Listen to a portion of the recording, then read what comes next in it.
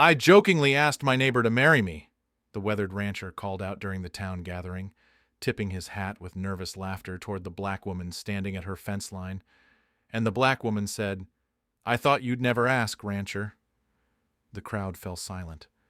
They saw him as a failing cattleman destined for lonely bankruptcy, his drought-stricken ranch crumbling like his father's before him. She was the outsider they tolerated, respected for her thriving vegetable farm, but never truly accepted, assumed to be forever isolated by the color of her skin and the town's whispered judgments. His jest had exposed years of buried feelings between two souls the world kept apart. Now their private hearts lay vulnerable before a community that would either destroy them or be transformed by what grew between them. Would their love survive the scrutiny, or would social pressure crush what had just begun to bloom? Before we continue, comment where you are tuning in from.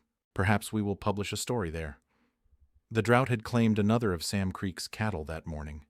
He stood over the carcass, hat pulled low against the merciless Texas sun, counting losses he couldn't afford. 43 head remained from what used to be a herd of 200. The town gathering that evening felt like walking into a courtroom where the verdict was already decided. Men clustered around barrels of lukewarm beer, their conversations dying when Sam approached. He recognized the look, the same one they'd given his father before the bank took everything. Creek's ranch won't last another month, muttered Jake Morrison, loud enough for Sam to hear. Morrison owned the largest spread in 3 counties and never let anyone forget it. Some men just ain't cut out for cattle. Sam's jaw tightened. He grabbed a bottle and moved toward the edge of the gathering, where the light from the lanterns barely reached. That's when he saw her. Ruby Washington stood at the fence line between her property and the gathering, arms folded, watching the proceedings with quiet interest.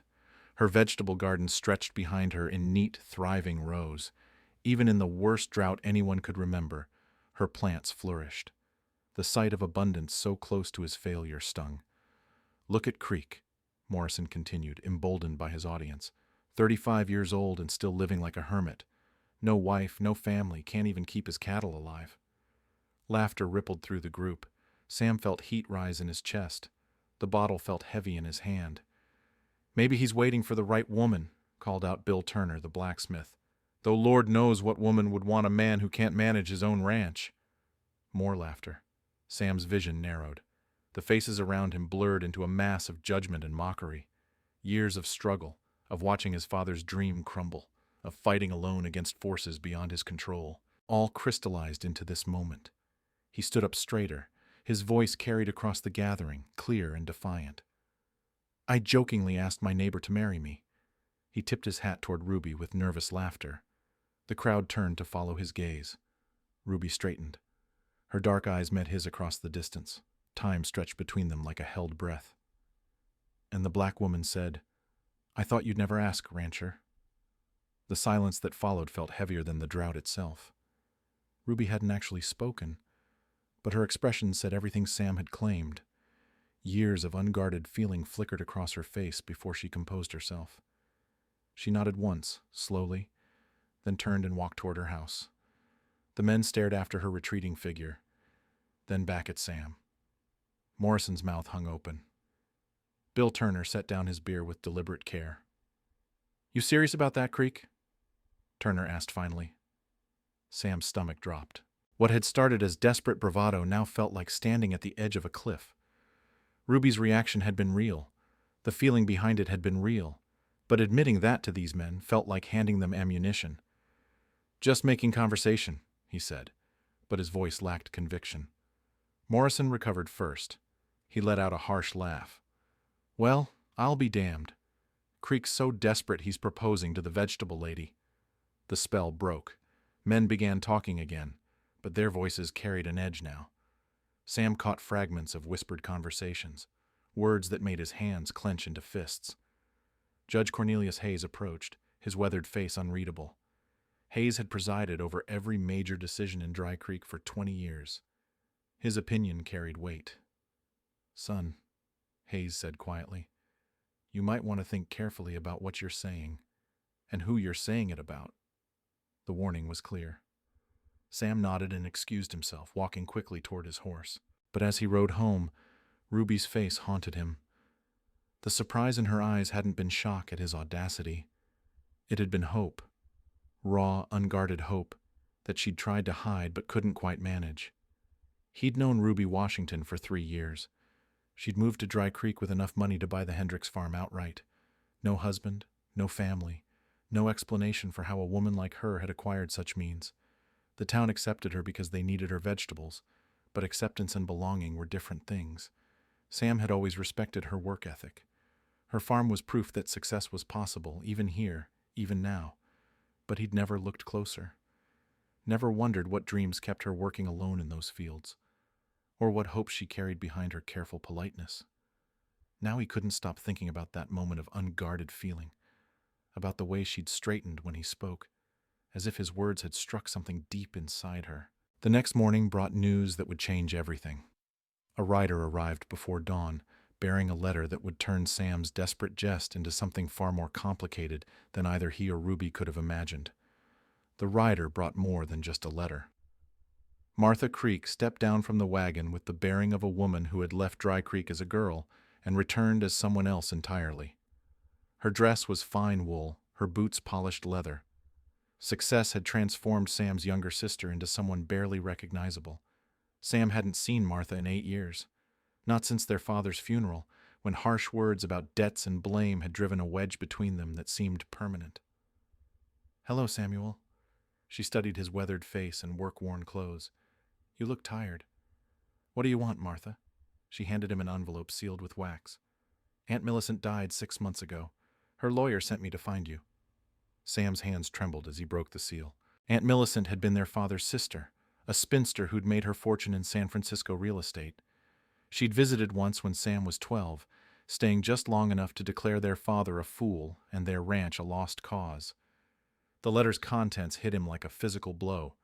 $50,000, 1,000 acres of prime grazing land in Colorado, enough wealth to transform his life from desperate struggle to comfortable prosperity. But the conditions made his stomach lurch. "Marriage within 6 months," he read aloud. "Proof of worthy family legacy." Martha nodded. "Aunt Millicent believed isolation was our family's curse. She wanted to force you toward building something lasting." The irony wasn't lost on him. His jest about marriage had become a requirement for salvation. "There's more," Martha continued. "If you fail to meet the conditions, everything goes to the church. No second chances." Sam stared at the letter. 3 months remained on the deadline. His cattle operation was weeks from collapse. This inheritance represented the difference between losing everything and becoming one of the territory's wealthy ranchers. But it also meant his joke at the gathering had taken on new weight. Every person who'd heard him mention marriage to Ruby would now see calculation behind his words. "The whole town will know by sunset," he said. "News travels fast in small places." Martha's expression softened slightly. "But maybe that's not entirely bad. I heard about your public declaration yesterday." Heat rose in Sam's cheeks. That was foolishness. "Was it?" Martha studied him carefully. "Because from what I observed riding through town, people are already talking, and Ruby Washington's name keeps coming up." Sam walked to his porch rail, gripping it hard enough to splinter wood. Ruby's farm was visible in the distance, her neat rows of vegetables a green oasis in the brown landscape. Smoke rose from her chimney as she prepared her morning meal, unaware that his desperate situation had just become exponentially more complicated. "Tell me about her," Martha said. "What's to tell? She grows vegetables. Keeps to herself. Good neighbor." "Samuel." Martha's voice carried the authority of their shared childhood. "I've been watching you for 10 minutes. Every time you look toward her farm, something changes in your face." He couldn't deny it. Ruby had occupied his thoughts since the gathering, not just her reaction to his words, but memories that had surfaced unbidden. The way she'd quietly left herbal remedies for his sick cattle without acknowledgement or thanks expected. How she'd helped deliver supplies during last winter's blizzard, asking nothing in return. Her steady presence at the edge of his awareness, reliable as sunrise. "She thinks I'm using her now," Sam said. "News about the inheritance will confirm it." Martha was quiet for a long moment. Then she surprised him. "I remember when you were 16. That Mustang father said couldn't be broken. You spent 3 months earning its trust instead of fighting it. Everyone called you foolish for wasting time on a hopeless cause. Sam remembered. The horse had been wild, traumatized by rough handling. Where others saw meanness, Sam had recognized fear and pain. He'd used patience instead of force, gentleness instead of dominance. The Mustang had become the finest horse he'd ever owned. People said you had a gift, Martha continued, but it wasn't magic. It was understanding, seeing what others missed. Horses aren't people. No, but hearts recognize genuine care, whether they belong to animals or humans. That afternoon, Sam rode into town for supplies. The change in atmosphere was immediate. Men who'd ignored him for months now nodded respectfully. Women who'd previously looked through him offered tentative smiles. Wilson, the bank president, intercepted him outside the general store. "Heard some interesting news today, Creek. Big inheritance coming your way?" Sam kept his expression neutral. "News travels fast." "Indeed it does. Of course, there are conditions to consider. Marriage requirements can be tricky things." Wilson's smile didn't reach his eyes. "Lucky for you, there are plenty of suitable women in the territory. No need to complicate things with inappropriate choices." The message was clear. Wilson knew about the inheritance. He also knew about the scene at the gathering, and he was warning Sam away from Ruby. "I'll make my own choices about marriage," Sam replied. "Of course. Just remember that some choices carry consequences for everyone involved." Wilson walked away, leaving Sam with the uncomfortable certainty that his inheritance had made him valuable to some people and dangerous to others. That evening he saw Ruby working in her garden despite the late hour. She moved between her plants with practiced efficiency, but something in her posture suggested tension. She knew. The whole town knew. And now both their lives balanced on the edge of a decision neither of them had been prepared to make. Ruby's hands shook as she ground herbs in her kitchen. The whole town buzzed with news of Sam's inheritance. Every person who'd entered her store that morning had managed to work it into conversation. The bank president's wife had been particularly direct. "Such convenient timing," she'd said while examining Ruby's tomatoes. "A man needs a wife for his inheritance, and you need security. Practical arrangements often work best." The words had cut deeper than any outright insult. Ruby had built her life on independence, on proving she needed no one's charity or convenience. Now the town saw her as Sam Creek's most logical option for meeting his aunt's requirements. She'd heard worse assumptions in her life, but none had hurt quite like this. A knock at her door interrupted her brooding. Sam stood on her porch, hat in hand, looking as uncomfortable as she felt. "May I come in?" She stepped aside without speaking. Sam filled her small kitchen with nervous energy. He studied her shelves lined with dried herbs, the neat organization of her supplies. Anything but her face. "I suppose you've heard," he said finally. "Hard to miss. Half the town's been by to share their opinions on your good fortune." "Ruby, I need you to know. What I said at the gathering, it wasn't about the inheritance. Because you didn't know about it then. Even if I had known, it wouldn't have changed anything. What I felt in that moment was real." Ruby set down her mortar and pestle. "What you felt was desperation, embarrassment, the need to strike back at men who were mocking you." Sam's jaw tightened. "You think I used you as a weapon, didn't you?" The question hung between them. Sam's silence was answer enough. "I understand," Ruby continued. "Pride makes people do foolish things, but don't pretend it was anything more noble than that. What if I told you it was both? What if I was desperate and embarrassed, but what I said still came from something true?" Ruby studied his face. She'd become expert at reading people's real intentions beneath their polite words. Survival had demanded it, but Sam's expression was harder to decipher than most. "It doesn't matter now," she said. "Your aunt's conditions have made everything complicated. Only if we let them. Sam, be realistic. You need a wife within 3 months or you lose everything. I'm the convenient choice, the woman who's already been publicly discussed. Everyone expects it now." "Maybe I don't care what everyone expects." "You should, because I do." The admission surprised them both. Ruby had built her life on not caring about others' opinions, on forging her own path regardless of social approval. But the thought of being seen as Sam's practical solution, his way to claim an inheritance, stung more than she'd expected. Sam moved closer. What if we got to know each other, really know each other? Not as neighbors, but as people who might build something together. Under the pressure of your deadline? With the whole town watching to see if you'll choose the convenient option? What would it take for you to believe my feelings are genuine? Ruby considered the question seriously. Time we don't have, privacy we can't get, and proof that you'd choose me even without your aunt's requirements pushing you toward marriage. What kind of proof? The kind that's impossible to give. Sam left without another word. Ruby watched him ride away, then returned to her herbs with hands that trembled worse than before. 3 days later, fever struck the Morrison children. Jake Morrison's pride crumbled quickly when his twin boys burned with sickness that the town doctor couldn't identify. By evening, he stood in Ruby's doorway, hat literally in hand. Miss Washington, my boys are bad sick. Doc says he's done all he can. Ruby had treated fever like this before. The symptoms suggested a particular plant toxin, probably from contaminated water. She gathered her supplies without hesitation. The Morrison ranch house buzzed with anxious activity. Women from town clustered in the kitchen, offering prayers and worried speculation. Ruby ignored them and focused on the children. Both boys lay unconscious, their skin hot and dry. Ruby examined them carefully, noting the specific pattern of symptoms.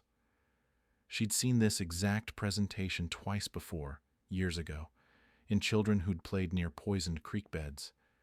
She prepared a decoction from specific herbs, adjusting the mixture for the children's ages and weights. The treatment was dangerous if done incorrectly, potentially fatal if the dosage was wrong, but without intervention, the boys would die. Jake Morrison hovered nearby as Ruby administered the medicine. This going to work? It should, but they need constant monitoring for the next 12 hours. You staying? Ruby nodded. Someone with knowledge had to watch for complications. Word of Ruby's medical intervention spread through town overnight. By morning, when both Morrison boys had awakened clear-eyed and hungry, a crowd had gathered outside the ranch house. Sam arrived as Ruby was packing her supplies. He'd ridden hard, his horse lathered with sweat. Heard about the boys. Are they all right? They'll recover fully. Sam studied her tired face. You've been here all night. Someone had to monitor the treatment. Jake Morrison emerged from the house, looking years older but relieved. He approached Ruby with visible awkwardness. Miss Washington, I owe you a debt I can't repay.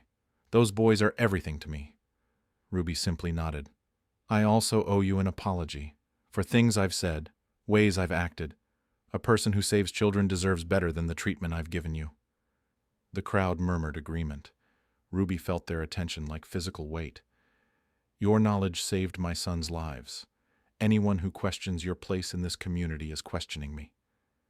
Morrison's public declaration shifted something in the crowd's mood. Whispered conversations took on different tones. Sam watched it all with growing understanding. Ruby hadn't just saved children. She'd proven her value to the community in terms they couldn't dismiss. But as their eyes met across the crowd, he realized her triumph had also raised the stakes for both of them. The anonymous letter arrived at Ruby's door 3 days after she saved the Morrison boys. Block letters spelled out words that made her blood run cold. Some people don't know their place. Remember yours. Ruby studied the paper with steady hands despite her racing heart. She'd received threats before, in other towns, other lives, but this felt different, more personal, connected to recent events that had shifted her standing in the community. She burned the letter without mentioning it to anyone. Sam spent his mornings repairing fences and his afternoons wrestling with impossible mathematics. 6 weeks remained until his inheritance deadline. His cattle operation was stable but not profitable. Without the Colorado land and money, he'd lose everything within the year. But every conversation about his future now included Ruby's name. The town had decided she was his logical choice. Her medical skills, her established farm, her obvious competence made her seem like the perfect solution to his problem. The assumption made his skin crawl. Judge Hayes appeared at Sam's ranch on a gray Thursday morning, riding alone instead of with his usual deputy escort. The old man's expression was grimmer than Sam had ever seen it. "We need to talk privately," Hayes said without preamble. They sat on Sam's porch while Hayes chose his words carefully. There are men in this town who aren't happy about recent developments. Meaning? Meaning Ruby Washington's increased prominence has made certain people nervous, and your public association with her has made them angry. Sam's jaw tightened. Anyone specific? Wilson's been asking questions about your inheritance conditions. Morrison's change of heart about Ruby has him riled up. There's talk about preserving the town's character. The euphemisms were clear enough. Sam had heard similar language before, usually preceding actions that people later claimed they'd had no choice but to take. What kind of talk? Hayes was quiet for a long moment. The kind that ends with good people getting hurt, and you being blamed for bringing trouble to town by making inappropriate choices. Ruby saved those children. I know, but fear doesn't always listen to reason. That evening, Sam found Ruby in her garden, working despite the fading light. She moved between her plants with mechanical efficiency, but her usual grace seemed forced. You're out here late, he said. Plenty to do before winter. Sam studied her profile. Something in her posture suggested tension beyond normal fatigue. Everything all right? Ruby's hand stilled on a tomato vine. For a moment, he thought she might confide in him. Then she straightened and resumed working. Fine, just tired. Ruby, I said I'm fine. But she wasn't fine. Sam could see it in the careful way she checked her surroundings, the way her shoulders never fully relaxed. Someone had frightened her. If there's trouble, you can tell me. Ruby turned to face him fully. Can I? Because it seems to me that any trouble I'm having might be connected to your situation. The accusation stung because it held truth. His inheritance, his deadline, his public words at the gathering had all combined to put Ruby in an impossible position. You think this is my fault? I think your good fortune has made me a target. People see me as your convenient solution. That makes me valuable to you and dangerous to those who oppose the match. Sam stepped closer. What if I removed the convenience from the equation? What do you mean? What if I proved that my feelings for you have nothing to do with my inheritance requirements? Ruby's eyes narrowed. How would you do that? Sam had been wrestling with the idea for days. It was reckless, probably foolish, definitely costly, but it was also the only way to prove his intentions weren't mercenary. By giving up the inheritance. The words hung in the evening air between them. Ruby stared at him as if he'd spoken a foreign language. You'd lose everything. I'd lose the money and the Colorado land, but I'd keep what matters. This ranch, my integrity, the chance to win your trust honestly. Sam, that's $50,000. Enough to secure your future permanently. What good is a secure future if it's built on a lie? Ruby searched his face for signs of deception or temporary madness. You're serious about this? Completely. The whole town expects you to marry me for the inheritance. If you give it up and still pursue me, they'll assume you're either completely irrational or genuinely care for me. Which do you think it would be? Ruby was quiet for a long time. When she finally spoke, her voice was softer than he'd heard it before. I think you're either the most honest man I've ever met or the most elaborate liar. How do I prove which? By following through, make your grand gesture. Give up the inheritance publicly. Show the town that your interest in me isn't financial. And then we'll see what happens when the pressure is off and we can get to know each other as people instead of as solutions to each other's problems. Sam nodded slowly. The decision felt right, despite its cost. There's a town meeting next week about the water rights. Everyone will be there. Perfect venue for a dramatic announcement. You think I'm crazy? Ruby almost smiled. Maybe, but crazy in a way that might actually be honest. She gathered her tools and headed toward her house, then paused at her door. Sam, if you do this thing, there's no taking it back. Make sure you're choosing me, not just choosing against the money. I'm sure. Then I'll see you at the meeting. The door closed behind her, leaving Sam alone with his decision and the weight of what it would cost him. The town meeting drew everyone within 20 miles of Dry Creek. Water rights affected every ranch, every farm, every business. The schoolhouse overflowed with ranchers, merchants, wives, and laborers all pressed together in the stifling heat. Sam arrived early and took a seat near the back. Ruby entered 10 minutes later, choosing a spot along the side wall where she could see everyone but remain partially hidden. Their eyes met briefly across the crowded room. Judge Hayes called the meeting to order, but Sam barely heard the opening discussions about irrigation schedules and creek access. His heart hammered against his ribs.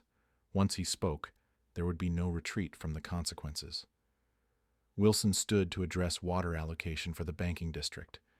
His speech was measured, reasonable, designed to position himself as a community leader.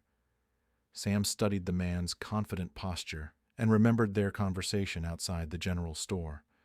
Jake Morrison spoke next, advocating for rancher priorities. His tone carried new authority since Ruby had saved his children. Several men nodded agreement with his proposals. "Are there other matters to discuss before we vote?" Hayes asked. Sam stood. Every head in the room turned toward him. "I have something to say." Murmurs rippled through the crowd. People shifted in their seats, sensing drama. "This isn't about water rights," Sam continued. "It's about choices, and about proving that some things matter more than money." Ruby straightened against the wall. Her face was unreadable, but her attention was complete. "Most of you know about my inheritance. $50,000 and 1,000 acres if I marry within 6 weeks. Sam's voice carried clearly through the packed room. "Some of you think you know why I've been spending time with Ruby Washington." The silence grew heavier. Wilson's expression had shifted from confident to wary. "You think I'm using her to meet my aunt's requirements. You think it's a business arrangement disguised as courtship." Ruby's hands were folded tightly in her lap. Her knuckles showed white against her dark skin. "You're wrong." Sam paused, letting the words settle. "I'm giving up the inheritance." The reaction was immediate. Gasps, whispered exclamations, heads turning as neighbors shared shocked looks. Wilson half rose from his seat, then sat back down hard. "I'm refusing the money and the land. All of it." "Boy, have you lost your mind?" called out Pete Hendricks from the middle of the room. "Maybe, but I've found something more valuable than gold." Sam looked directly at Ruby. Her eyes were wide, her carefully maintained composure finally cracking. "I want Ruby Washington to know that my feelings for her have nothing to do with inheritance requirements or business arrangements or solving financial problems. I want her to know that I'd rather have her and my failing ranch than all my aunt's money and an empty heart." The room erupted. Men shouted questions. Women whispered furiously. Children stared at the adults' strange behavior. Judge Hayes rapped his gavel repeatedly for order. Wilson stood abruptly. "This is madness. Creek, think about what you're saying. That inheritance could set you up for life." "I have thought about it. I've decided there are more important things than being set up for life." "Like what?" "Like being able to look at myself in the mirror. Like earning someone's trust through honesty instead of convenience. Like building something real instead of something purchased." Ruby pushed away from the wall and walked toward the front of the room. Every eye followed her progress. She stopped directly in front of Sam, close enough to touch. "You're serious about this," she said quietly. "Completely. You understand what you're giving up?" "I understand what I'd be giving up if I took the money." Ruby studied his face for a long moment. The entire room held its breath. "Then I have something to say too." She turned to address the crowd, her voice steady and clear. "For 3 years, I've lived in this community as an outsider. I've been tolerated because you needed my vegetables, respected because I saved children, but never truly accepted because of who I am." Several people looked uncomfortable. Others nodded acknowledgement of the truth. "Samuel Creek is the first person in this town to see me as something other than useful or problematic. He's the first to choose me without calculating what I could do for him." Wilson stepped forward. "Miss Washington, surely you realize that Creek's decision is financially irresponsible. A man needs to think practically about marriage." "Does he?" Ruby's voice carried an edge now. "Or does a man need to think honestly about marriage? There are realities to consider. Practical matters." "Like what, Mr. Wilson?" Wilson's face reddened. He seemed to realize he was walking into dangerous territory. Ruby pressed her advantage.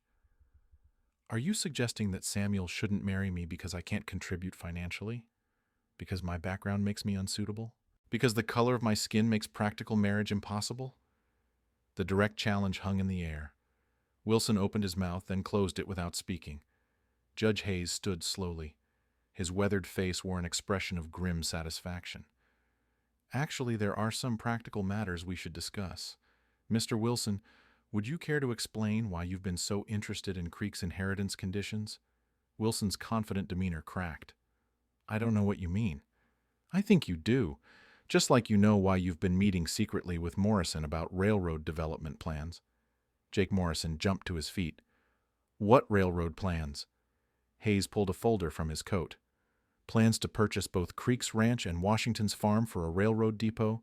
Plans that required both properties to be available at distressed prices. The room exploded into confused shouting. Sam stared at the judge, pieces of a larger puzzle finally clicking into place. You've been sabotaging me, Sam said to Wilson. Ensuring the inheritance remained unclaimed would have made your property available for purchase, Hayes confirmed, along with putting pressure on Miss Washington to sell. Ruby's face had gone pale. The threats. What threats? Sam demanded. Someone's been leaving me notes, telling me to remember my place. Hayes nodded grimly. All part of encouraging both of you to leave town. Clear the way for development. The revelation transformed the room's energy. Angry voices now targeted Wilson instead of questioning Sam's decision. But Sam only had eyes for Ruby. Will you marry me? He asked quietly, his voice carrying despite the chaos around them. Ruby smiled for the first time since he'd known her. I thought you'd never ask, Rancher. Wilson's arrest happened quickly once Judge Hayes produced the evidence. Letters detailing the railroad scheme, documents showing illegal pressure tactics, records of bribes intended to force land sales. The banker's confident facade crumbled as Hayes read charges that would send him to prison for years. Jake Morrison publicly apologized to both Sam and Ruby, his shame evident as he admitted his role in the conspiracy. His change of heart after Ruby saved his children had been genuine, but his earlier cooperation with Wilson's plans had nearly destroyed 2 innocent people. The town's mood shifted like weather breaking after a storm. People who had whispered cruel assumptions now offered awkward apologies. Women who had treated Ruby with cool politeness began stopping by her farm with genuine warmth. Martha Creek had watched the entire confrontation from the back of the schoolhouse. She approached Sam and Ruby as the crowd dispersed, her expression mixing pride with concern. You realize you just gave up a fortune, she told her brother. I got something better. Martha studied Ruby with obvious curiosity. I hope you know what you're taking on. Sam's always been stubborn about doing things the hard way. Ruby smiled. I noticed. Good. He'll need someone practical to balance his romantic gestures. 3 weeks later, Judge Hayes married them in Ruby's garden. The ceremony was simple but beautiful. Lanterns hung from tree branches cast warm light over guests who had gathered not from obligation, but from genuine affection. Sam wore his father's wedding suit, carefully mended by Martha. Ruby had sewn her own dress from blue fabric that matched the late afternoon sky. Her bouquet came from her own flowers, herbs mixed with roses in a combination both practical and lovely. The guest list told the story of their victory. Jake Morrison stood as Sam's witness, his presence a public declaration of support. Several rancher families attended, along with townspeople who had overcome their prejudices. Even some who had initially opposed the match came to offer congratulations. Martha cried during the vows, surprising everyone, including herself. She had returned to Dry Creek expecting to handle business matters and leave quickly. Instead, she found herself witnessing her brother's transformation from bitter isolation to genuine happiness. After the ceremony, guests shared a meal prepared collectively. Ruby's vegetables formed the foundation, but everyone contributed something. The community feast became a celebration of more than just marriage. It marked the beginning of a different kind of town, one where courage and character mattered more than convention. Sam and Ruby spent their wedding night in the small cabin Sam had built on the boundary between their properties. The structure was simple but solid, positioned to overlook both his grazing land and her cultivated fields. Morning brought their new reality. Combined operations meant coordinating different types of agriculture. Sam's cattle could graze areas unsuitable for vegetables, while Ruby's crops could thrive in sections too small for effective ranching. The integration wasn't seamless. They had to learn each other's methods, timing, priorities. Ruby's precise scheduling sometimes conflicted with Sam's instinct-based approach to cattle management. But their shared commitment to making things work overcame early difficulties. Martha proved invaluable during the transition. Her business experience helped them develop efficient systems for managing their expanded operation. She also served as mediator when their different approaches created friction. 6 months after the wedding, a letter arrived from San Francisco. Aunt Millicent's lawyer had reviewed the circumstances surrounding Sam's inheritance refusal. The old woman's will had included a provision neither Martha nor Sam had known about. The true test of worthy family legacy, the letter read, is the willingness to choose principle over profit. Samuel Creek has demonstrated this worthiness beyond question. The inheritance was restored. Every dollar, every acre awarded not for meeting marriage requirements, but for proving moral character through sacrifice. Sam stared at the letter in disbelief. Ruby read it twice, then began laughing. "Your aunt was smarter than any of us realized," she said. "She set up a test I didn't even know I was taking. And you passed by being willing to fail." They used the money carefully. Part went toward expanding their agricultural operation into a model of sustainable farming.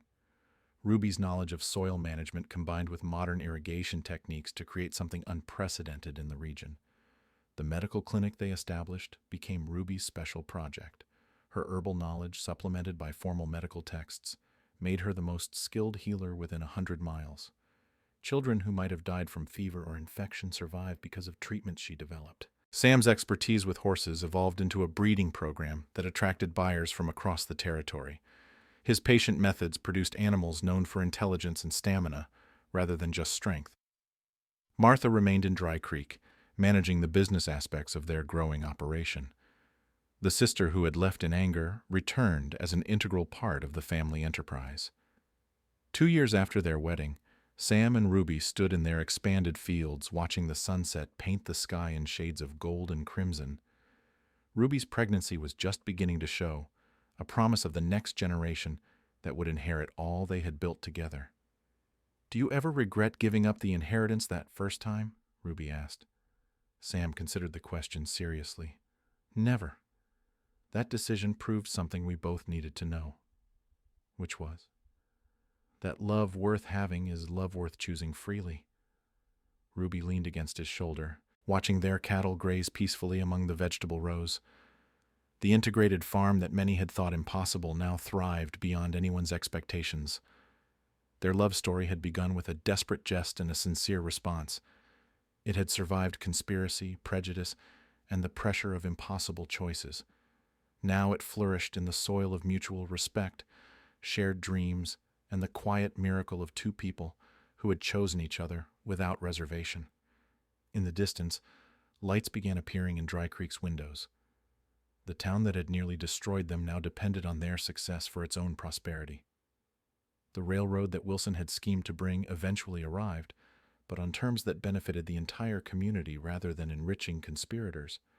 Sam and Ruby had transformed more than their own lives. They had proven that courage and authenticity could overcome prejudice and fear, creating ripples of positive change that would last for generations.